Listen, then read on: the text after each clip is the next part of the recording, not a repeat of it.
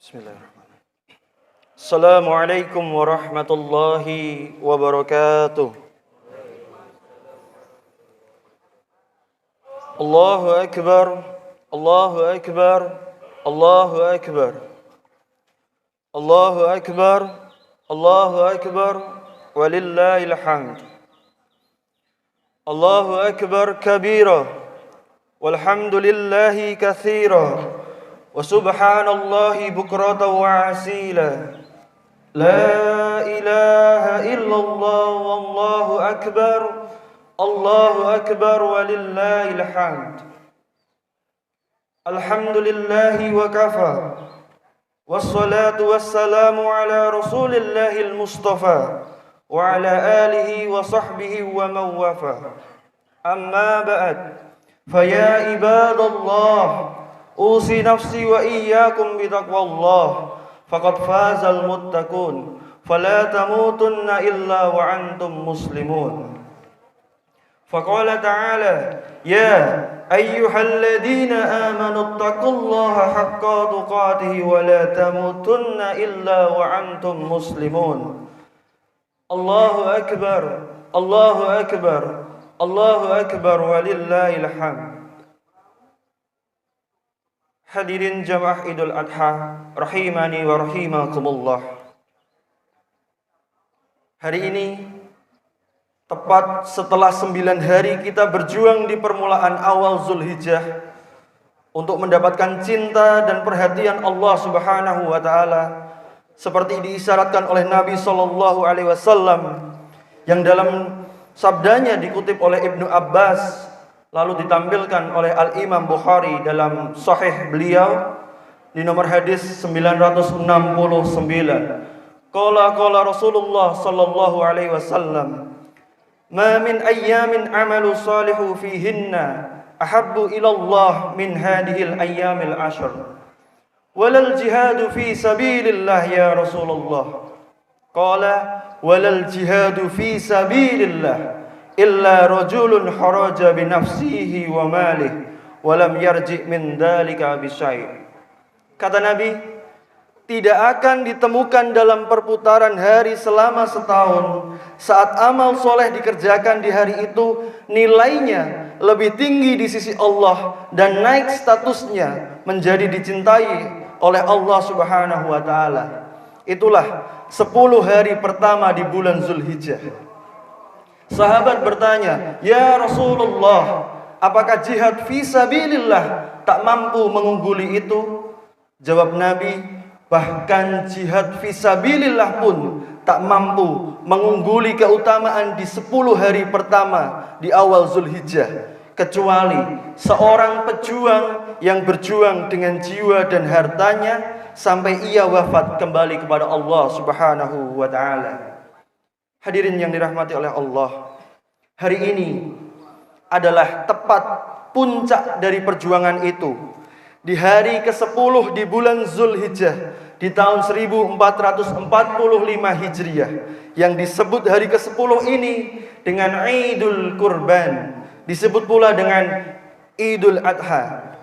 Id dalam bahasa Arab berarti kembali, kembali ke asal mula. Tempat kembali disebut dengan ma'ad. Waktu kembali disebut dengan mi'ad. Suatu saat kita akan kembali kepada Allah Subhanahu wa taala, Sang Pencipta kita. Innal ladzina farada 'alaikal Qur'ana laradduka ilal ma'ad. Sungguh yang telah memfardukan kepada engkau Muhammad sallallahu alaihi wasallam, sampaikan, viralkan kepada seluruh umatmu yang telah memfardukan kepadamu seluruh ketentuan dalam kehidupan dalam Al-Quran itu. Kelak pasti akan mewafatkanmu dan mengembalikan engkau ke tempat kembali. Ma'ad, tempat kembali. Waktunya disebut dengan mi'ad. Innallaha la yuhliful mi'ad. Sungguh Allah tidak akan pernah menyalahi janjinya. Setiap kita akan kembali, akan wafat kepada Allah Subhanahu wa taala. Saat kembali itu disebut dengan Id. Maka Id merefleksikan pesan kepada kita bahwa suatu saat kita akan kembali berputar waktu, dan puncaknya kembali kepada Allah Subhanahu wa taala, sang pemilik waktu dan keadaan.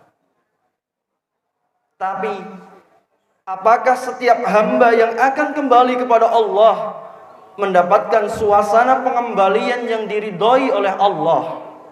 Apakah setiap hamba yang akan wafat dan berpulang kepada Allah memiliki bekal yang cukup untuk mendapatkan rahmat Allah?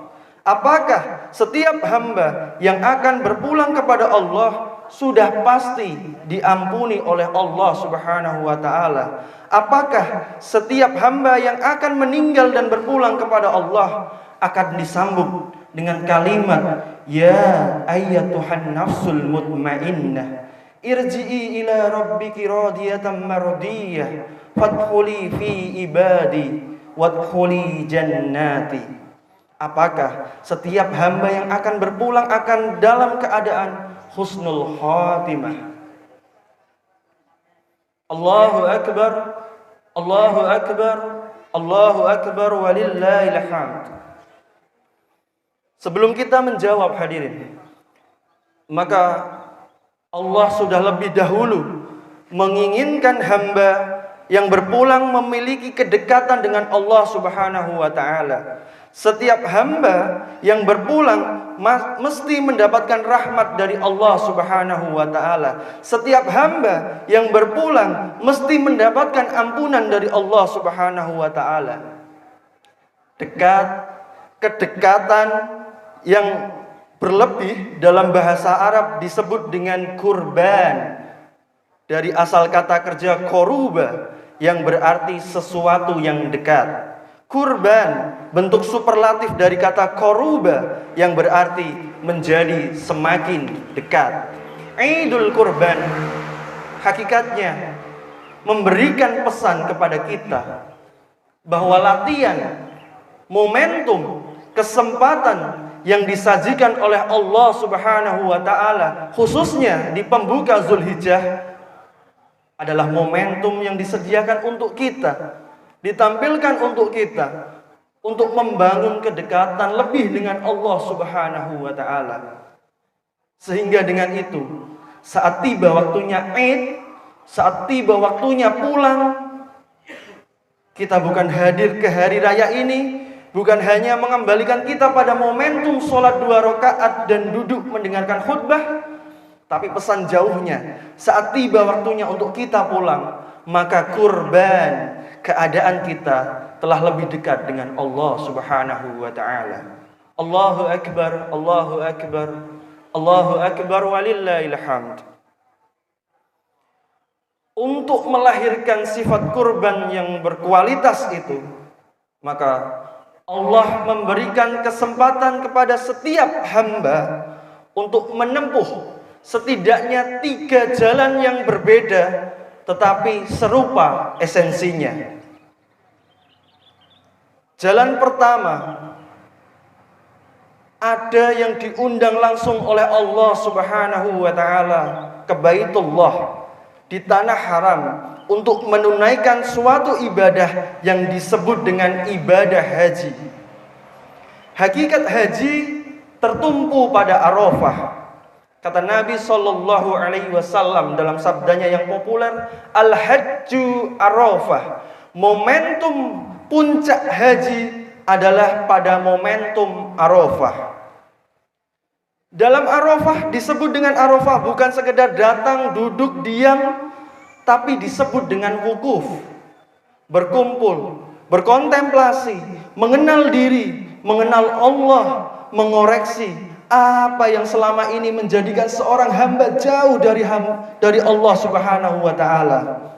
Kenapa selama ini dipanggil sholat masih tunggu iqamat? Kenapa selama ini masih menunda-nunda sholat bahkan untuk mengejar kesenangan dunia semata? Kenapa sampai usia puluhan tahun masih belum dekat dengan Allah Subhanahu wa ta'ala? Belum mampu membaca Al-Quran, belum bisa konsisten menunaikan sholat sunnah, belum mampu untuk bersedekah, belum bisa menunaikan untuk puasa-puasa sunnah. Maka dia duduk, dipanggil oleh Allah, duduk untuk merenung di dekat Baitullah. Kalau sudah dekat dengan Baitullah, diminta untuk merenung, meninggalkan sementara urusan dunianya untuk mengenali dirinya, untuk mengenal Allah, sehingga melahirkan kualitas hamba yang dekat dengan Allah Subhanahu wa ta'ala, merasakan kedekatan lebih. Karena itu, ketika datang ke dekat Ka'bah, dia merasa dekat dengan Allah. Ketika wukuf dia menangis, ketika wukuf dia bermunajat, ketika wukuf dia memohon rahmat. Itulah yang disebut dengan kurban. Maka pada saat itulah keadaan dirinya lebih dekat dengan Allah Subhanahu wa ta'ala. Maka hadirin, kalau Allah sudah mengundang di dekat Ka'bah, wukuf di Arafah untuk mengenali dirinya, namun dia belum mampu mendekat kepada Allah, lantas dengan cara apa lagi Allah harus mendekatkan hamba itu kepada Allah? Semoga Allah menjadikan para jamaah haji kita seluruhnya tanpa terkecuali menjadi hajjan mabrur, haji yang mabrur. Allahu akbar, Allahu akbar, Allahu akbar walillahil hamd. Hadirin, yang kedua, Allah memahami dan mengerti ada sebagian hamba yang belum mampu atau bahkan belum mendapati kesempatan untuk mendapatkan bagian yang pertama tadi, dipanggil oleh Allah langsung ke Ka'bah untuk menunaikan ibadah haji. Maka oleh Allah diberikan kesempatan yang kedua, yang berbeda caranya tetapi sama esensinya. Bahkan ibadahnya pun disebut dengan ibadah serupa dengan ujung asalnya dan akhirnya, yaitu kurban. Maka disebut ibadah yang kedua ini disebut dengan ibadah kurban. Al-udhiyah, nama lainnya adalah kurban. Bahkan diserupakan isinya, esensinya oleh Nabi Sallallahu Alaihi Wasallam. Jika yang di Mekah sana mengenakan pakaian ihram, lembaran seperti kain kafan, diberikan penguatan, hei, dengan menggunakan pakaian ihram, engkau muhrim, tinggalkan yang haram, jauhi yang dilarang, jangan potong kuku dulu, jangan potong rambut dulu, karena Allah berkenan akan mengampuni seluruh dosa yang melekat dari tubuhmu, dari ujung kepala sampai ujung kaki. Jangan sampai sebelum diampuni terlepas itu semua. Dengan pakaian ihram itu engkau berjanji, engkau berkomitmen sejak detik itu meninggalkan segala yang dilarang. Maka yang berkurban, ia menyiapkan hewan kurban. Disabdakan oleh Nabi Sallallahu Alaihi Wasallam dalam riwayat Muslim nomor hadis 1977 dari Ummu Salamah radhiyallahu anha, bahwa Nabi Sallallahu Alaihi Wasallam bersabda, jika ada di antara kalian yang telah memasuki awal Zulhijjah dari tanggal 1 sampai tanggal 10 itu dan berkenan untuk ikut ibadah kurban, mempersembahkan ibadah melalui hewan kurban, maka selama dia meniatkan hewan kurbannya, jangan dulu potong rambut yang melekat pada seluruh tubuhnya, jangan dulu potong kuku yang melekat pada seluruh jemari tangan dan kakinya. Apa yang diinginkan sabda Nabi ini? Agar ia mendapatkan keserupaan dengan orang yang mengenakan pakaian ihram, supaya Allah berkenan mengampuni dosa-dosanya dari ujung kepala sampai ujung kaki. Karena itulah ketika mengenakan pakaian ihram, selesai wukuf, dia datang ke Musdalifah, dia datang ke Jamarot, dia melontarkan jumrah. Dia katakan, Bismillahi Allahu Akbar. Bukankah yang menyembelih hewan di sini mengatakan kalimat yang sama? Bismillahi Allahu Akbar. Kalau orang yang mengenakan pakaian ihram selesai melontar menghadap ke arah kiblat mengatakan inni wajjahtu. Bukankah hadis riwayat Ibnu Majah dari Jabir bin Abdullah radhiyallahu anhu dari Nabi sallallahu alaihi wasallam menyampaikan kepada kita, orang yang berkurban setelah disembelih kurbannya menghadap ke arah kiblat bermohon kepada Allah. Apa yang ia mohonkan? Kalimat yang sama dengan orang yang berhaji yang telah melontarkan jumrah. Inni wajjahtu wajhiya lilladzi fataras samawati wal arda hanifan musliman wa ma ana minal musyrikin. Inna salati wan nusuki wa mahyaya wa mamati lillahi rabbil alamin la syarika lahu wa bidzalika umirtu wa ana minal muslimin. Jika yang di sana melontar dan merasakan kekurangan yang ada dalam dirinya, maka yang di sini menyembelih dan merasakan apa sesungguhnya sifat hewani yang melekat pada diri ini. Apa yang menyebabkan, yang menjadikan kita jauh dari Allah Subhanahu wa ta'ala. Karena sifat hewani ini diwakili oleh nafsu. Lawan nafsu adalah takwa. Di Quran, nafsu dilawankan dengan takwa. Nama lain nafsu itu adalah fujur. Di dalam Quran surat ke-91 Asy-Syam ayat ke-7 sampai 10 disebutkan, wa nafsi wa ma sawwaha fa'alhamaha fujuraha wa taqwaha qad aflaha man zakkaha wa qad khaba man dassaha. Ada orang yang dalam hidupnya lekat dengan sifat takwa. Diminta sholat, dia sholat. Diminta infak, dia infak. Diminta baca Quran, dia baca Quran, dia dekati Al-Quran. Dia berdoa kepada Allah.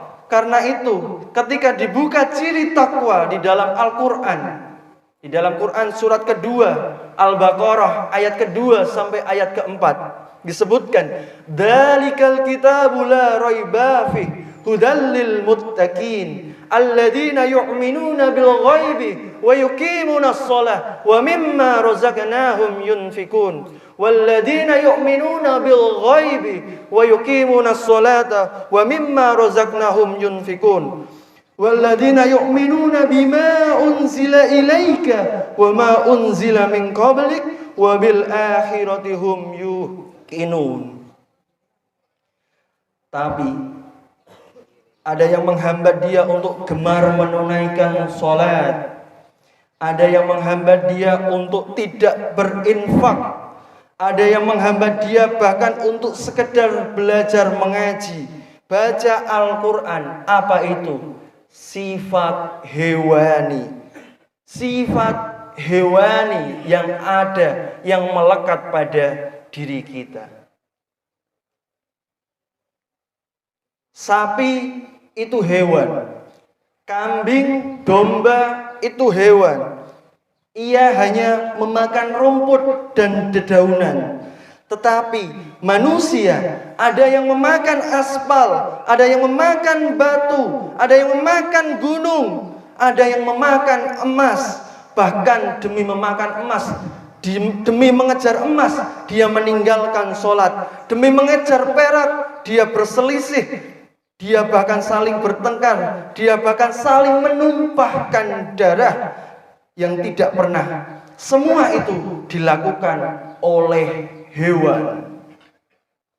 Maka saat hewan itu disembelih, bayangkan mengalirnya darah itu, disitulah kita. Takwa, disitulah kita bertekad kepada Allah untuk meninggalkan sifat-sifat hewani yang melekat pada diri kita.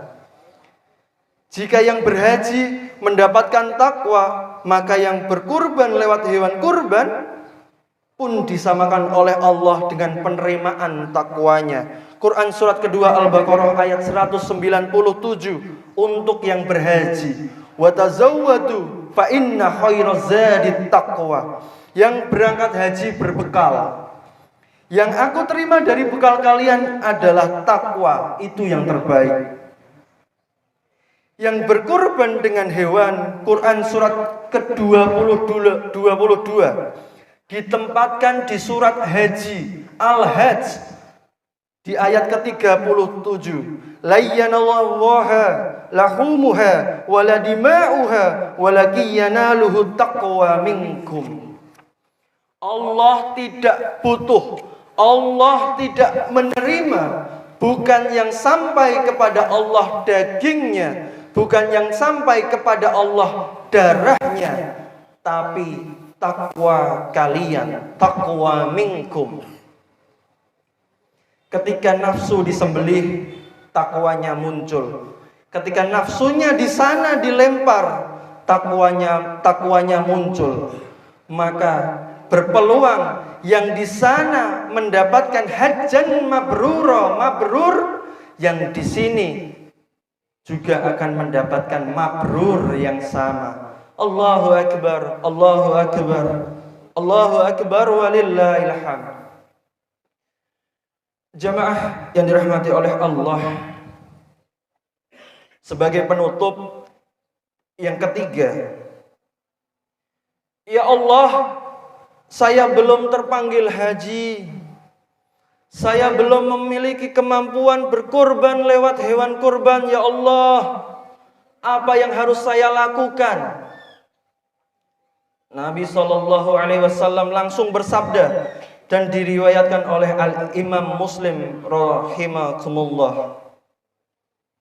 Al-Imam Muslim qala Rasulullah sallallahu alaihi wasallam, siyamu yaumi arafatan inni ahtasibu 'ala Allahi ayyukaffira sanatal madiyata wal baqiyah.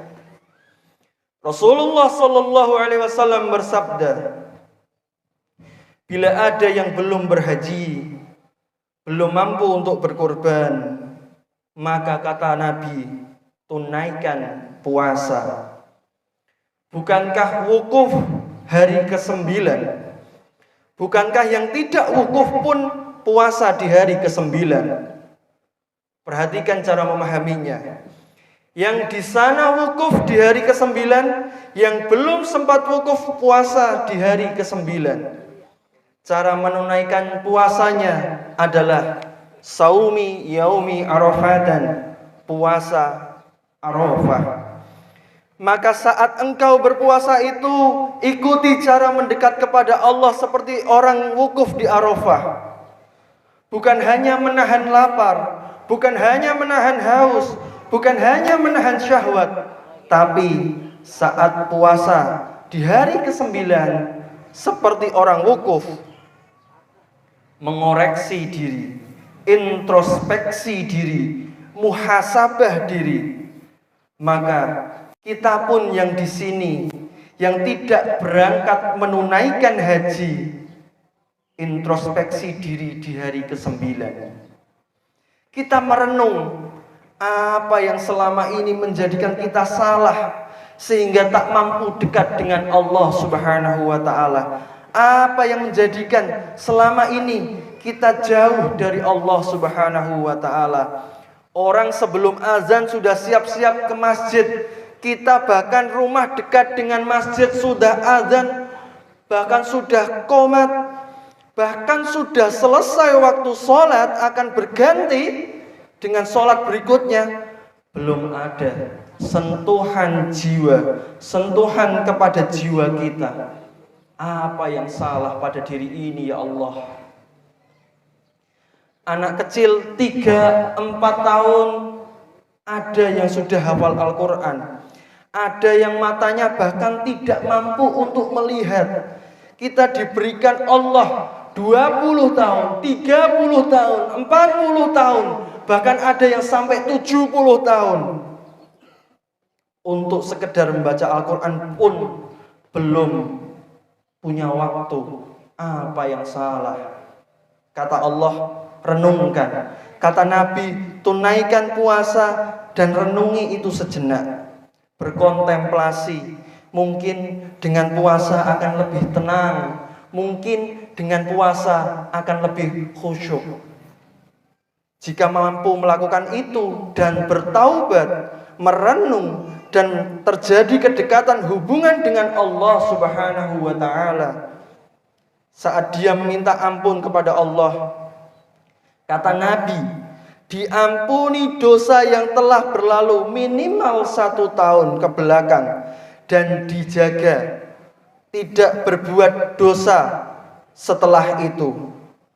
Bagi orang yang berhaji mendapatkan takwa. Bagi orang yang berkurban lewat hewan mendapatkan takwa. Dan orang yang tidak berkesempatan haji, yang tidak memiliki kemampuan untuk berkorban, juga akan memperoleh peluang takwa yang sama. Bukankah ayat tentang puasa ujungnya adalah takwa? Di dalam Quran surat kedua Al-Baqarah ayat 183, kama kutiba 'alal ladzina min qablikum la'allakum tattaqun. Sebagaimana telah diwajibkan pada orang-orang sebelum kamu agar kalian bertakwa. Allahu akbar. Allahu akbar. Allahu akbar walillahil hamd. Hadirin, kini kita harus mampu menempatkan diri kita di mana kita diinginkan oleh Allah dan Rasulullah sallallahu alaihi wasallam. Apakah berhaji? Apakah berkurban lewat hewan? Ataukah dengan kemarin kita berpuasa Arafah? Maka buktikan dengan semua itu kita berhasil dengan pilihan itu dan menjadi lebih dekat dengan Allah Subhanahu wa Ta'ala. Jangan sampai kita mampu mengorbankan hewan tetapi tak mampu berkorban dekat dengan Allah Subhanahu wa Ta'ala. Saat nanti hewannya disembelih, menghadaplah ke kiblat, duduk dengan tenang dan berdoa kepada Allah, mohon ampun kepada Allah. Saat ini kita bertakbir, yang berhaji kita doakan juga mabrur. Tapi Allah menginginkan semuanya mendapatkan mabrur yang sama, baik yang haji ataupun yang tidak berangkat haji, dengan amal yang telah diutarakan tadi. Ingat, Idul Kurban bukan sekedar mengembalikan kita dekat dengan Allah, tapi menyadarkan kita, hei, kamu itu suatu saat akan pulang kepadaku. Engkau akan meninggal, engkau akan wafat. Maka mumpung masih hidup, bangunlah kedekatan dengan Allah Subhanahu wa Ta'ala. Jangan sampai setelah wafat kita termasuk golongan yang mengatakan, ya Allah, beri kesempatan aku sedikit saja, beri aku kesempatan sekali lagi, walaupun hanya sebentar. Pada detik ini aku ingin memperbaiki hidup, beramal soleh. Namun sayang, kesempatan itu telah sirna. Maka kita telah menyadari. Kalau kita telah menyadari itu, silakan kita bertakbir. Kalau belum sadar juga, renungkan. Ada 3 hari di hari tasyrik. Karena 3 hari tasyrik hakikatnya adalah renungan. Hakikatnya adalah kesempatan kita untuk kembali merenung, mengevaluasi diri, bermuhasabah diri. Kalau belum sadar juga akan pulang, belum mengerti juga sampai hari ke-10 ini, 3 hari renungi diri kita. Renungi diri kita. Karena itu disebut harinya dengan hari Muna, hari berharap supaya lebih baik, hanya berharap dekat dengan Allah, hari berharap menjadi hamba yang lebih dekat dengan Allah Subhanahu wa Ta'ala.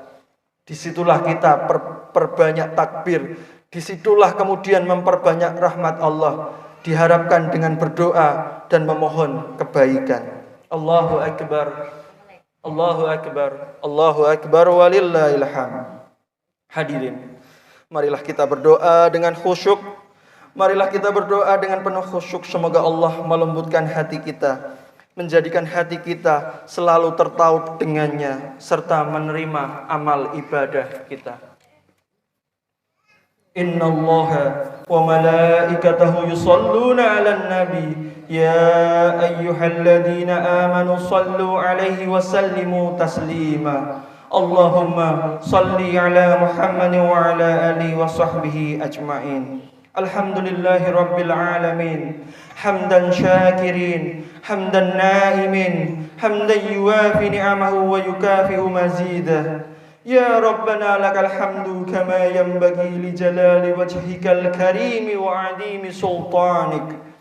Allahumma ighfir lil muslimina wal muslimat wal mu'minina wal mu'minat al ahya'i minhum wal amwat innaka sami'un qaribun mujibu da'wat.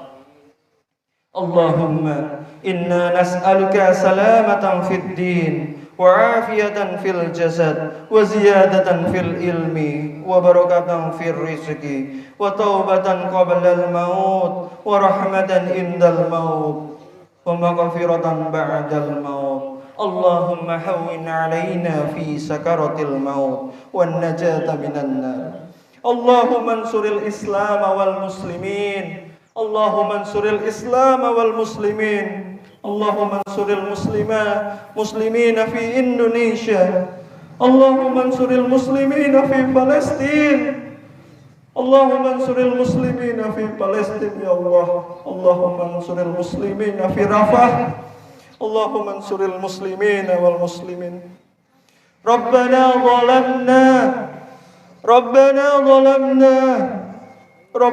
zalamna anfusana wa illam taghfir lana wa tarhamna lanakunanna minal khasirin. Rabbana innana sami'na munadiyan yunadi lil imani an aminu bi rabbikum fa amanna. Rabbana faghfir lana dhunubana wa kaffir anna sayyi'atina wa tawaffana ma'al abrar. Rabbana wa atina ma wa'adtana ala rusulika wa la tuhzina yawmal qiyamah innaka la tuhliful mi'ad.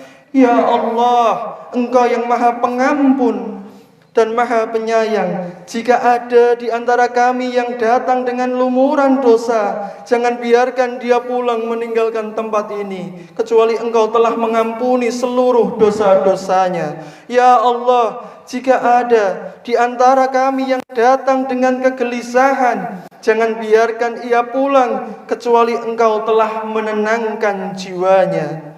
Jika ada di antara kami yang membawa kesulitan ya Allah dan menengadahkan tangannya bermohon kepadamu, memohon solusi atas kesulitan dalam rumah tangganya, dalam pekerjaannya, dalam kehidupan sosialnya, maka mohon ya Allah, dengan ketulusan amalnya, hilangkan seluruh kesulitannya dan angkat seluruh bebannya. Allahumma ya arhamar rahimin, jika ada di antara kami yang memiliki hajat tersembunyi yang tidak diungkapkan, maka mohon ya Allah, selama itu baik untuk dunia dan akhiratnya, kabulkan ya Allah ya arhamar rahimin. Allahumma ya Allah, terimalah seluruh amal soleh para jamaah haji dari manapun yang datang berhaji di tahun ini ataupun tahun-tahun sebelumnya. Ampuni dosa-dosa mereka, terima usaha dan kerja keras mereka dalam beribadah. Jadikan haji mereka haji yang mabrur. Ya Allah ya Rahman ya Rahim.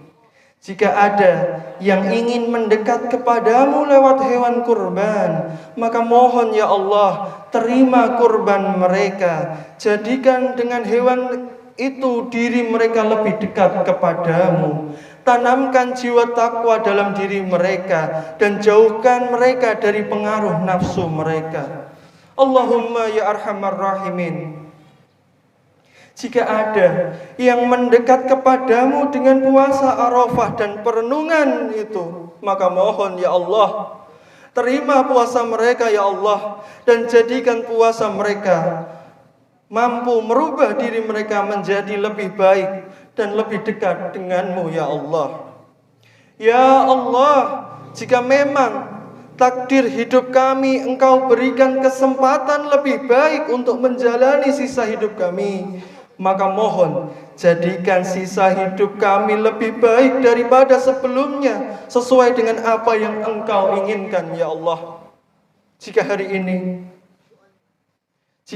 ini kami mesti kembali kepadamu, maka mohon jadikan akhir wafat kami husnul khotimah. Ringankan lisan kami dalam mengucapkan kalimat La ilaha illallah Muhammadur Rasulullah. Dan ringankan sakaratul maut kami dengan jawabanmu yang indah. Ya ayyatuhan nafsul mutmainnah, irji'i ila rabbiki radiyatan mardiyah, fadkhuli fi ibadi wadkhuli jannati. Wahai jiwa yang tenang, kembali kepada Tuhanmu dalam keadaan ridha dan ridha. Aku ridha terhadapmu dan engkau ridha atas pemberianku. Ya Allah, ampuni dosa para ayah jika istri dan anak-anak mereka bermaksiat karena ayahnya.